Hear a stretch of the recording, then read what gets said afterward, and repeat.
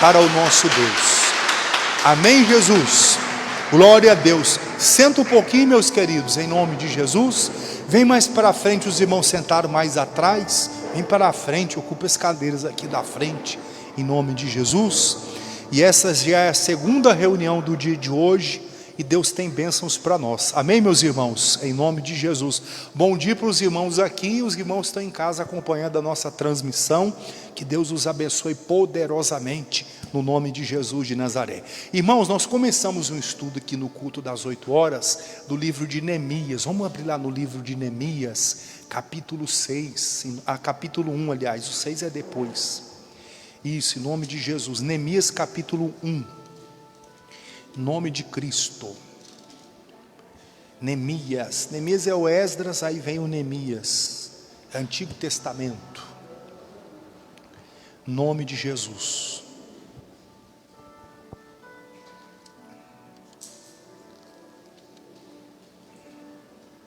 Amém, gente? Irmãos, quando essa reunião aqui terminar, eu vou e você vai voltar para sua casa hoje com uma grande bênção. Quem crê? Você crê? Então se prepare, em nome de Jesus. Você que está assistindo aí em casa também, se prepare. Na hora que essa reunião acabar, a bênção já está na sua vida, em nome de Jesus. A resposta daquela oração vai chegar agora, em nome de Cristo. Amém? Quem está precisando de uma resposta e de um milagre de Deus, está precisando? Deus vai falar com você hoje, em nome de Jesus. Se prepare, hoje é dia de bênção. Quem entrou aqui doente vai sair curado. Amém, Jesus? Quem está triste hoje vai ficar feliz. Quem está com um problema sério aí para resolver amanhã, Deus já está resolvendo hoje. Amanhã você só vai colher a bênção que você está plantando hoje aqui, em nome de Jesus. Se prepare, em nome de Cristo. Neemias capítulo 1, meus irmãos, em nome de Jesus. Glória a Deus. Posso ler? Vocês acharam aí? Neemias capítulo 1, versículo de número 1. A palavra de Deus, ela diz assim: as palavras de Neemias, filho de Acalias. Sucedeu que no mês de Quisleu, no ano 20º, estando eu em Suzã, a fortaleza, eis que veio Anani, um de meus irmãos, ele e alguns de Judá. Então perguntei pelos judeus que escaparam, que restaram do cativeiro, e acerca de Jerusalém. E disseram-me: os restantes que não foram para o cativeiro, lá na província, estão em grande miséria e desprezo. O muro de Jerusalém fendido e as suas portas queimadas a fogo.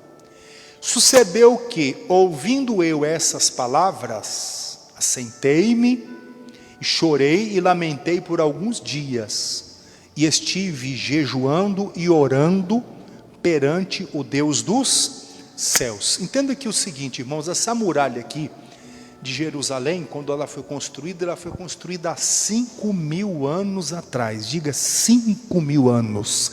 É muito tempo. Ela foi construída 3.000 anos antes de Cristo. Nós estamos no 2000 e tanto, 2020. Então, pelo menos aí, 5.000 anos atrás. As cidades neste tempo, elas eram construídas igual o pessoal faz hoje, aquele tal do condomínio fechado, né? Que tem lá o muro e a entrada e tudo, controla a saída e a entrada das pessoas. As cidades neste tempo aí, elas eram muradas, e Jerusalém era murada. Tem até um salmo que diz assim: haja paz dentro dos teus muros, ó Jerusalém, e daqueles que habitam aí dentro dos teus muros. Então está falando das muralhas aqui de Jerusalém. Entenda o seguinte, a situação de Jerusalém estava assim bem ruim. Durante alguns períodos, algumas épocas, houve algumas guerras. Aí veio lá um inimigo e atacou as muralhas de Jerusalém, destruiu um pedaço. Depois veio um outro período de guerra, e outro atacou outra parte da muralha, destruiu. Aí outro veio, atacou outra parte do muro, destruiu, tacou fogo nas portas, que eram grandes portas de madeira.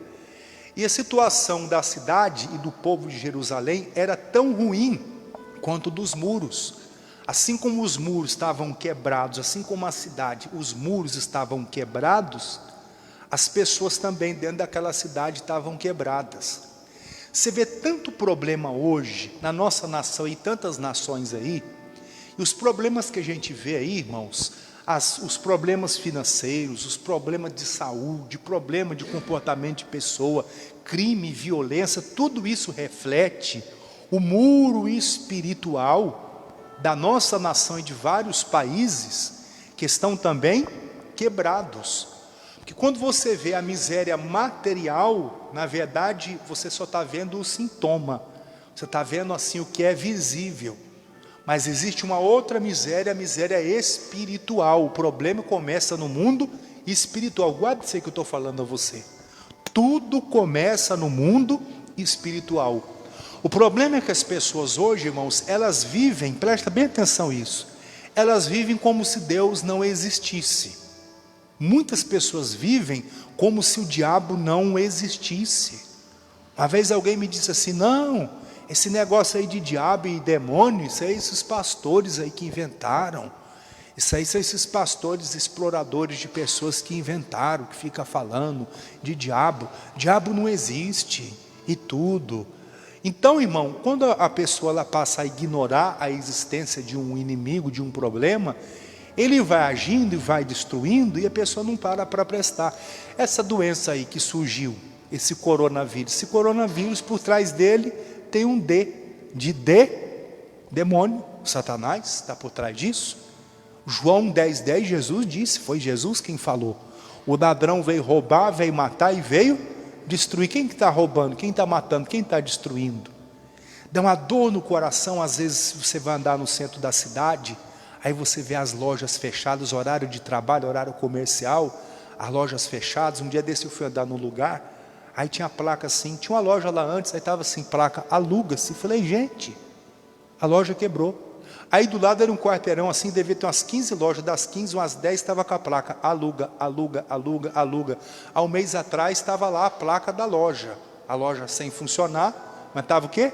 Fechada. Aí agora a pessoa não aguentou pagar aluguel, as despesas que gera, sem estar tendo entrada de recurso, e a empresa faliu. Aí eu fiquei pensando assim, a loja fechou, o dono faliu, mandou os funcionários embora, não tinha como pagar o salário. Quantas famílias estão passando necessidade? Alguns conseguiram aí um trocadinho do governo, R$600, e os que não conseguiram, e R$600 é para algo de emergência. Você compra lá uma cesta básica, você paga lá uma conta da luz, da água, e o dinheiro acabou. E até quando é que vai isso aí? Aí você vê tanta destruição, tantas nações sendo destruídas, tantos países sendo destruídos, irmãos, tanta coisa acontecendo. E tudo isso é reflexo, tirando aqui da Bíblia, trazendo para nós hoje, tudo é reflexo da miséria espiritual que o mundo, não só o nosso país, mas que o mundo está vivendo. Nós temos aqui no nosso país uma festa que é feita todo ano, que é exaltada a prostituição, que é exaltado o adultério, que é exaltado a imoralidade, que é exaltado tanta coisa, que é exaltado o homem se vestir de mulher, a mulher se vestir de homem, que a pessoa vai lá e é até incentivado por certos locais, aí, certas emissoras, para a pessoa fazer certas coisas, e eles até aplaudem aquilo ali, acham aquilo ali bonito. Mas tudo aquilo ali é engano do diabo. Isso tudo reflete a miséria espiritual que a nossa nação e muitas nações estão passando. A nação aqui de Israel, irmão, estava numa profunda miséria. Jerusalém estava numa profunda miséria. Os muros derrubados, tudo derrotado. E o Neemias, ele morava muito longe de Jerusalém. Muito longe desse local aqui dos muros. Mas diz aqui o seguinte, teve alguém que despertou Neemias. Leia o versículo 2. Eis que veio Anani, um de meus irmãos, ele e alguns de Judá. Então perguntei pelos judeus que escaparam e que restaram do cativeiro e acerca de Jerusalém. E disseram-me, os restantes que não ficaram do cativeiro, lá na província estão em grande miséria e desprezo, o muro de Jerusalém fendido e as suas portas queimadas a fogo. Teve alguém, irmão, que foi usado por Deus, preste atenção nisso, para despertar Neemias. Neemias era copeiro do rei, morava na fortaleza de Suzã, da onde ele estava, até lá a cidade das muralhas dava uns 800 quilômetros. É como se fosse daqui região de Belo Horizonte a São Paulo, dá um pouquinho até mais que isso, 800 quilômetros. Agora entenda o seguinte, ele tão longe, aí alguém vem e traz para ele uma notícia: quem está lá está em profunda miséria, os muros destruídos, a cidade no fracasso. O Anani foi uma pessoa usada para despertar esse homem aqui chamado Neemias. De vez em quando Deus usa o pastor com uma mensagem. De vez em quando Deus vai usar um cantor com uma música inspirada para falar o seu coração. Eu lembro de uma época bem difícil da minha vida. Aí tem aquela cantora Sandrinha que tinha gravado um CD. E eu não vou lembrar a música toda, é claro, mas eu lembro do refrão. Ela falava que ela não importava com as lutas, com as dificuldades e tudo, mas o refrão falava assim: é só vitória. Eu ouvindo, era até lançamento daquele CD da cantora, ano 2000, sei lá quanto, faz um tempão isso aí. Mas eu guardei o refrão. Ela falava assim: eu não vou me importar com a luta, com isso, com aquilo, mas eu vou declarar que é só a vitória. Eu guardei aquela palavra, que era só a vitória. Enquanto eu ouvia aquela música, a lágrima caía no canto assim do rosto, mas eu declarava: é só o quê? É só a vitória. E a vitória veio. Às vezes Deus usa alguém com uma música, com uma mensagem, com uma palavra, para despertar você. O Neemias, irmãos, ele ficou sabendo de algo. O que ele fez? Ele despertou. Deus te trouxe aqui hoje para despertar você. Talvez você está dormindo, um sono espiritual, achando que a vida é assim mesmo, que para você acabou, que não tem jeito, que você já tem 50 anos de idade, que você já tem 60, que você já tem 70, que é isso aí mesmo, que a sua vida vai ser assim por resto da sua existência, que a sua situação econômica não vai melhorar e você já se conformou e já aceitou isso, que esse problema de saúde aí não tem cura, porque afinal de contas você já chegou numa certa idade. Isso é tudo engano do diabo. A Bíblia diz que Deus, ele faz nova todas as coisas. Quem crê nisso, diga amém. Ele pode fazer uma coluna nova, pode fazer um joelho novo, pode fazer um olho novo. Olha, irmão, há anos atrás, quem me dera eu ler a Bíblia igual eu estou lendo aqui hoje, eu pegar aqui e ler. Jamais. Há muitos anos atrás, para eu ler, eu ficava assim: oh, meu Deus, como é que faz? Que dificuldade. E Deus foi dando a vitória. A última vez que eu fui no oftalmologista, ele disse assim: olha, você está com um grau tal. E parece até que ele estava feliz de dar a notícia ruim. E ele disse: e ano que vem, ele falou com a vontade assim, eu acho que ele estava com o demônio aquele homem, não é possível. E ano que vem vai estar pior. Eu falei: esse homem é sócio do diabo? Só pode. E ano que vem vai estar pior, viu? Nem vai se animando. Irmão, engraçado, passou um ano, a vista melhorou. Diga amém, Jesus. Tem dia que até na escuridão estou conseguindo ler. Eu falei: meu Deus, estou conseguindo ler o que eu não conseguia. Ué, mas ele não falou? Ele falou o que ele entende. Ele entende da ciência, ele entende do que ele vê da matéria. E eu entendo de Deus. E Deus, ele diz que os impossíveis aos homens é possível para quem? Para Deus. Guarda uma coisa no seu coração. O Neemias então ficou sabendo da notícia ruim, fez duas coisas que eu e você fazemos tranquilo. Ele sentou, lamentou e chorou. De vez em quando você lamenta com alguém. Você fala com algum vizinho, com o irmão, com uma irmã, com um parente, com a parente. Você lamenta, você chora, você reclama, você murmura, você faz um tanto de coisa. Mas nada disso até hoje resolveu problema nenhum na sua vida. Seja sincero, você já extravasou, contou seus problemas, falou com alguém, a pessoa aparentemente chorou junto com você, mas você contar os seus problemas para os outros, resolveu o problema? Seja sincero, sim ou não? Não resolve. O Neemias, ele sentou, lamentou e chorou, mas não resolveu. Aí ele fez algo que todo cristão maduro tem que aprender a fazer. O que ele fez aqui? Neemias 1, versículo 4. Sucedeu que, ouvindo eu estas palavras, assentei-me, chorei e lamentei por alguns dias. O que ele fez, gente? Se assentou e chorou e lamentou por alguns dias. Aí ele fez o que resolve. Agora é o que resolve, ó. E estive jejuando e orando perante o Deus dos... É aí que começou a bênção dele. Ele chorou e lamentou. Chorar só resolve, eu estava falando aqui no culto das 8 horas. O choro só resolve para um tipo de pessoa, as criancinhas. Você vai reparar que as crianças pequenas, principalmente bebê recém-nascido, 1 mês, 2, 3, 4 meses, o choro deles é muito agudo. Quem já reparou isso? Chega a ser irritante. Por quê? Porque se ele tiver, por exemplo, com fome, aí ele com 2 meses de nascido, ele não vai cutucar você e vai falar assim: ô mãe, estou com fome, dá uma comida aí. Criança sabe falar? O que ele faz para resolver o problema da fome? Chora. Ele chora devagarinho, aí você não dá atenção, porque você está dormindo. Aí ele começa a chorar, faz aquele escândalo, aquele choro agudo que chega, entra no teu ouvido aqui, que faz você despertar, até o fio de cabelo, até a unha fica acordada. Aí você levanta, assim, não é assim? Aí vai lá e dá leite para ele. 3 horas depois, não é assim? Ele quer de novo alimento. Aí às vezes você dá alimento, ele continua chorando, é porque a fralda está incomodando. Aí ele não sabe, fala: a fralda está cheia, mas aí ele chora.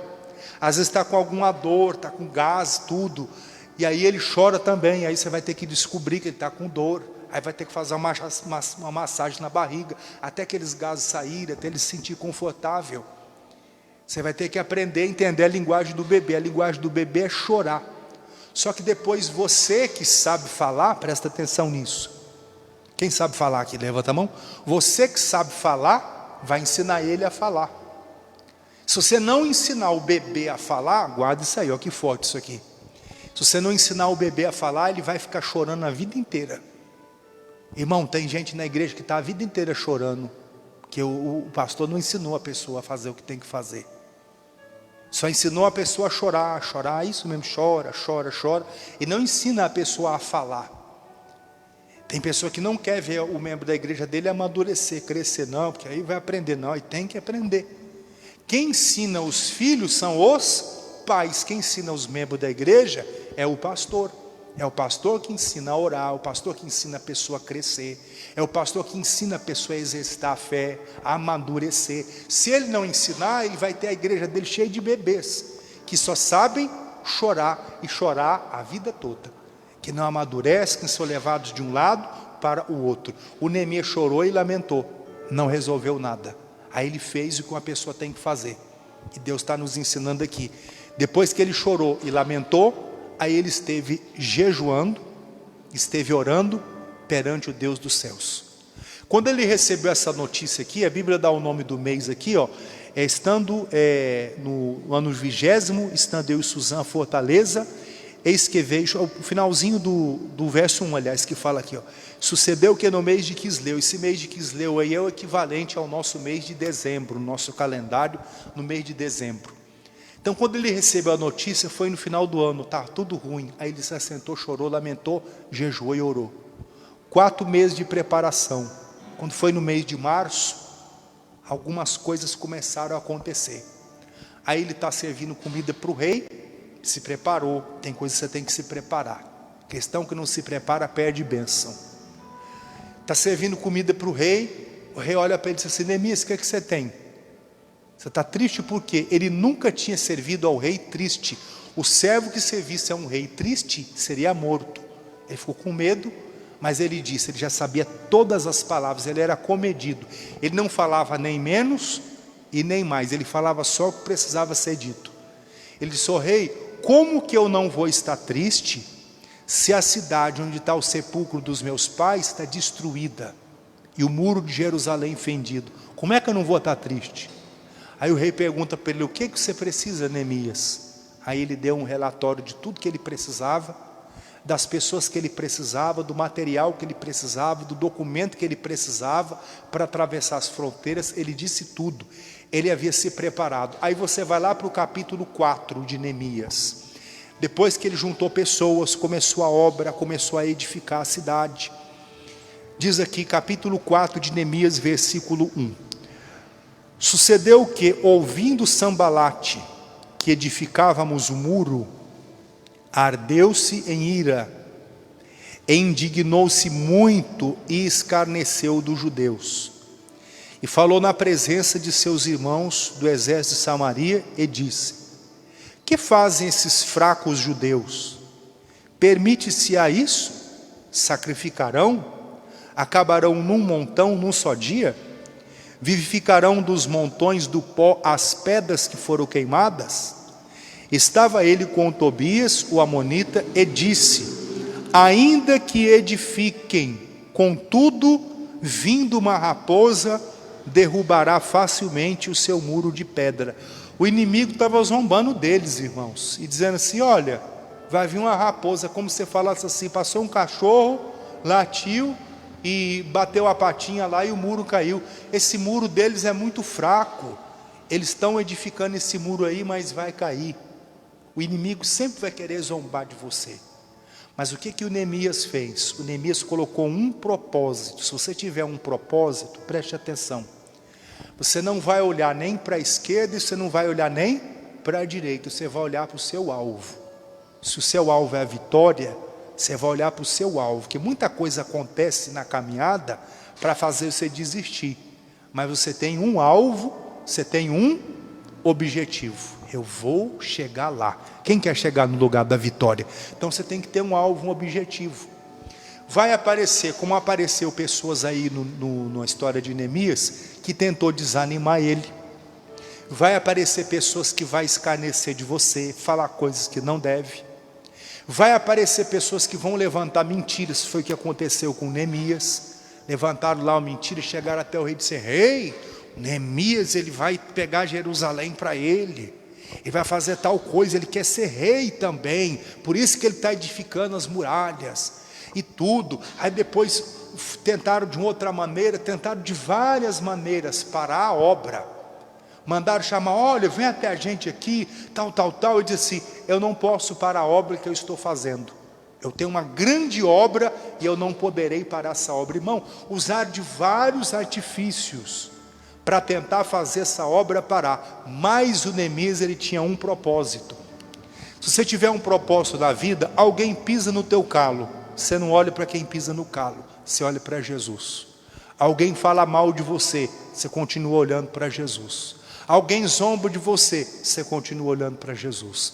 Alguém faz algo que te entristece, aborrece, você continua olhando para Jesus. Jogam você no buraco, você sai do buraco e toma posse da bênção, faz igual José. Diga glória a Deus. Você não vai olhar nem para a esquerda nem para a direita, se você tiver um propósito. Muitos desistem de edificar a muralha. Por que eles desistem de edificar a muralha? Porque eles não têm um propósito firme. Você tem que ter um propósito firme na vida. Já contei 300 vezes, vou contar 301. Eu estou na igreja, no Ministério da Graça, há 20 anos. 20. Diga comigo, 20 anos. Já vi gente entrar e sair de obreiro, pastor. Por que a pessoa não permaneceu? Deveria de ter um propósito firme. Eu entrei na obra de Deus para fazer a obra de Deus, pregar o Evangelho. Lutas vêm, dificuldade vem, problema vem. Firme aqui estou. Nós temos que criar raízes, irmãos, aonde nós estamos, raízes. Tem gente que não cria raiz, qualquer coisa desanima. Eu não quero mais saber dessa igreja, eu vou embora, vou para outra igreja, que outra igreja é melhor. Daqui 6 meses a pessoa vai descobrir que a outra igreja tem tantos problemas quanto qualquer igreja tem, porque a igreja é formada de pessoas. Eu não sou perfeito, você não é perfeito e o outro também não é perfeito. E aí você vai achar imperfeição em todos os lugares. O que nós temos que fazer? Criar raízes na palavra e ficar firme. Jesus, quando ficou sabendo que o Judas havia traído ele, Jesus desistiu de ir para a cruz, irmão. A missão dele era a cruz, ele veio para isso, ele não desistiu. Quando Pedro negou ele, Jesus pôde dizer: puxa rapaz, curei a sogra dele, que canalha, e ele me negou. Ele era pescador, ele era ninguém, ele era um pescador igual qualquer outro pescador. Tirei ele da pesca, dei ele a bênção, ministrei sobre ele a bênção, chamei ele para o meu ministério. Olha o que ele fez, e falou que não me conhece, quer saber? Eu não vou morrer por esse cara não. Jesus desistiu? Não, ele tinha um propósito. Você tem que ter um propósito. Levante a mão e diga: eu tenho que ter um propósito. Tenha um propósito, seja firme. Você está orando pela sua família? Não desista. Você está orando pelo seu casamento, está muito difícil. Não desista, tem um alvo na vida. Enquanto você não atingir esse alvo, você não pode parar de lutar por ele. O Neemias, ele sabendo de tanta coisa, disse: eu não posso parar esse trabalho aqui, eu estou fazendo uma importante obra. Aí o capítulo 6, salta lá para o capítulo 6. Neemias 6, versículo de número 1. Sucedeu mais, Neemias capítulo 6, verso 1. Sucedeu mais que, ouvindo Sambalate, Tobias, Gesem, o arábio e o resto de todos os nossos inimigos, que eu tinha edificado o muro, e que nele já não havia brecha alguma, ainda que até este tempo não tinha posto as portas nos portais. Ele conseguiu fazer o que, irmãos? Edificar o muro. Ele conseguiu. Tanta dificuldade. Depois você pega e lê os detalhes que está entre os capítulos 3, 4, 5, até chegar no 6 aí. Quanta luta que ele passou. Quanta coisa. Ele não restaurou só os muros, não. Ele restaurou a vida do povo. Ele restaurou o serviço das coisas de Deus. Diga amém, Jesus. Ele mudou tudo. Não foi só um muro que ele arrumou. Ele fez uma obra muito maior. Deus tem uma obra muito grande para fazer na sua vida de restauração. O que você tem que fazer? Eu vou ter um propósito. Nós vamos começar um propósito de oração hoje, de hoje até o final do mês. Jejum e oração. Daqui a pouco eu explico mais a vocês. Esse propósito, Deus vai nos dar a vitória. Todo dia nós vamos estar orando, meia hora pelo menos. Vamos pegar um horário do dia para jejuar. Por quê? Deixa aqui o Neemias aqui, vamos lá para Marcos. Marcos capítulo 9. Em nome de Jesus. Marcos é o segundo evangelho. O primeiro é o Mateus, o segundo é o Marcos. 9, versículo 14. Jesus passou a noite, irmão, na montanha. Ele, o Pedro, o Tiago e o João viram a glória de Deus, Moisés e Elias no monte. A roupa de Jesus se transfigurou, ficou brilhante. Eles nunca tinham visto isso. Aí o texto diz aqui o seguinte, ó. Marcos capítulo 9, versículo 14. Jesus desce do monte depois de uma experiência espiritual mostrada ali aos discípulos. E o Marcos 9,14 diz assim: e quando se aproximou dos discípulos, viu ao redor deles grande multidão, e alguns dos escribas que disputavam com eles. E logo, toda a multidão, vendo-o, ficou espantada, e correndo para ele o saudaram. E perguntou aos escribas: que é que discuti com eles? E um da multidão respondendo disse: mestre, trouxe-te o meu filho, que tem o espírito mudo, e este onde quer que o apanha, despedaça-o, e ele espuma, arranja os dentes e vai definhando. Agora lê com atenção o finalzinho aí. E eu disse aos seus discípulos que o expulsassem. Aí tem uma vírgula. E o que diz aí? E não puderam. Preste atenção. Jesus passou a noite na presença de Deus, com mais 3 discípulos. Viram lá na montanha Moisés e Elias. As vestes de Jesus resplandeceu, ficou clara. Aí o discipulário ficaram todos espantados com aquilo.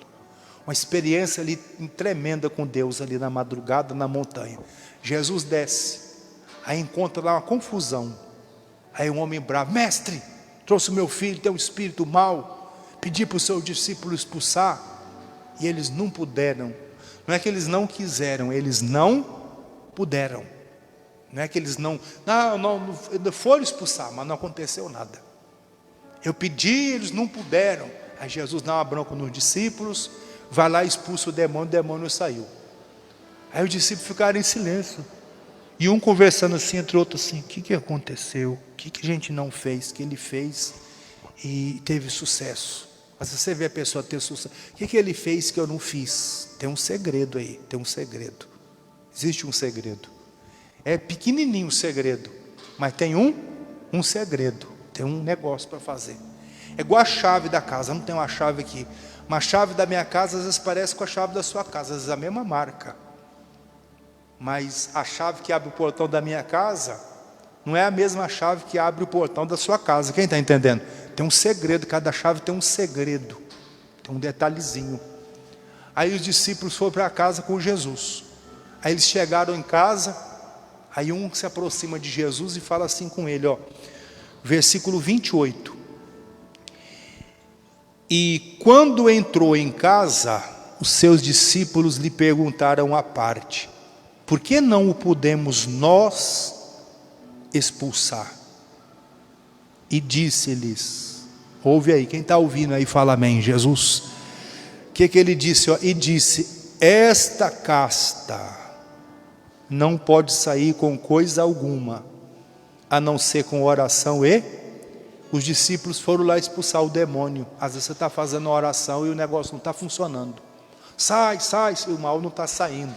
Aí tem coisa que você tem que fazer diferente. Você tem que parar de fazer o que você sempre fez, que não deu certo, e fazer o que você não fez ainda para dar certo. Eu estava contando agora cedo, no culto das 8 horas, eu fui enviado para pastorear uma igreja. E quando eu cheguei na igreja, de manhã eu tomei até um susto, assim, no domingo de manhã. Não dava 20 pessoas de manhã, um salão maior do que esse aqui, ó. Não dava 20 pessoas de manhã, não dava, quando eu cheguei.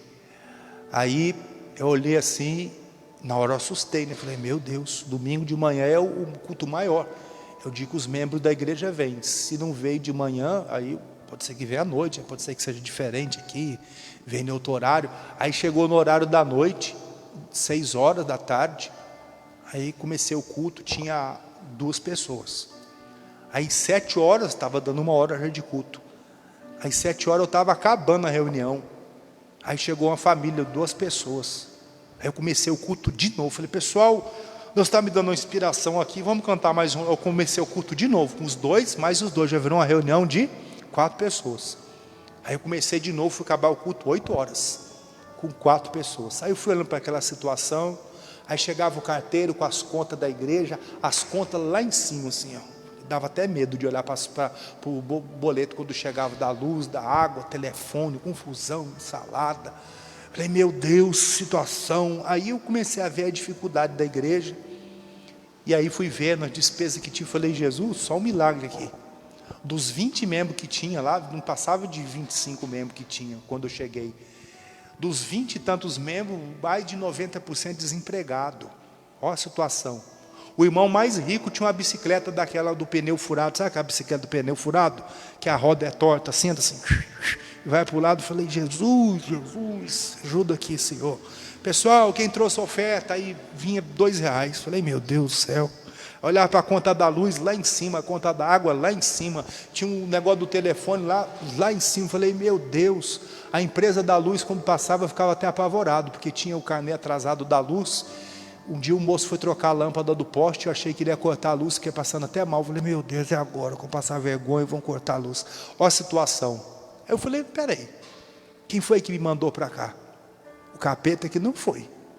Porque o capeta não manda ninguém pregar o evangelho. Eu vim para cá, quem me mandou foi Deus. Diga amém, Jesus.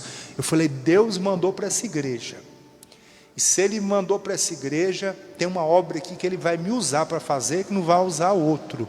Vai ser eu. E eu tenho que assumir minha posição aqui. Quem eu sou? Eu sou o pastor, então eu vou assumir esse trabalho aqui. E vou orar e Deus vai abençoar. Aí eu comecei a levantar de madrugada, meio-dia, meia-noite, 3 horas da manhã, 5 horas, sentava lá no altar, orava, intervalo de reunião, ficava lá atrás, orava, e buscava a Deus, e clamava a Deus, e fui consagrando, jejuando, buscando a Deus, mandei imprimir uns panfletos, saí pelas ruas evangelizando, convidando todo mundo, colava cartaz no poste, no ônibus, tudo quanto é lugar que você imaginava, ia no cemitério, ia no posto de saúde, onde você imaginava, eu estava lá entregando o panfleto. Não tinha dia, era sábado, era domingo, era feriado, e eu fui fazendo o meu trabalho, e Deus foi abençoando aquela igreja. Os membros da igreja, sabe aqueles 20 membros lá, 25 que tinha no máximo? Deus foi abençoando eles, foram arrumando emprego, Deus foi prosperando. O irmão da bicicleta jogou a bicicleta fora, comprou uma moto. Amém, Jesus? O outro que andava a pé, Deus abençoou, deu para ele um carro. O outro que morava de aluguel, Deus abençoou, deu uma casa. E a igreja foi sendo abençoada, os membros foram sendo abençoados. Eles foram crescendo, eu fui ensinando a Bíblia. Quando a igreja, você prospera, você é curado, você é abençoado, automaticamente, quando você é abençoado, o ministério, a igreja é abençoada. Por quê? O que o pastor fala, pessoal, tem a conta da luz aqui, quem pode ajudar aqui? Ajudar com oferta de X. Você tem para ajudar, quem está entendendo? Mas quando você não tem, você está arrebentado, como é que você vai ajudar? Não tem como ajudar, ué. Não tem. E eu fui orando e Deus foi abençoando aquelas pessoas que estavam na igreja. Foram vindo pessoas novas e Deus foi abençoando e Deus foi prosperando. Eu fiquei um período ali naquela igreja. Quando eu saí de lá, a reunião que dava 20 pessoas de manhã passou a encher a igreja. Aí abriu o culto de tarde e o culto da noite, que dava 2 pessoas, começou a encher também a igreja à noite. Eu me lembro, a grosso modo, por cima, assim, que tinha mais ou menos uns 200 membros daquela igreja, quando eu saí de lá.